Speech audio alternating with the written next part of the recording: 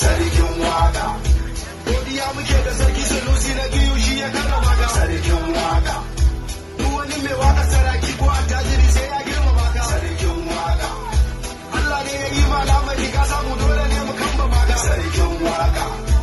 Aliji Hausa Rabbani ne na tashi yau da mai in tabbata ka sarkin waka. Kano ya baka sarki daukaka ta samu yau namu ya samu mulki. Dole ne na gaida nazirin da baya raki ka zama sarkin waka ko da makiya siki shige gaba mu je saki mu dai muna ta binka ga masoya da yawa murna suke taya ka duka masu waka sarakuna ba irin ka ga sarakuna na ko ina sun zo na dinka fadawa suna ta zariya ka zama dan gata jarumai da mawaka sun zo maza da mata ana na dinka ɗan kasuwa ga su kai ga fata ha sarki ka daga tuta mai girma naziru mun sani ka gure ma wanka wannan gaskiya ne ganin ka ya fitinka biye da iyaye ita ce silar arzikinka Allah tsare ka sannan ya raya iyalanka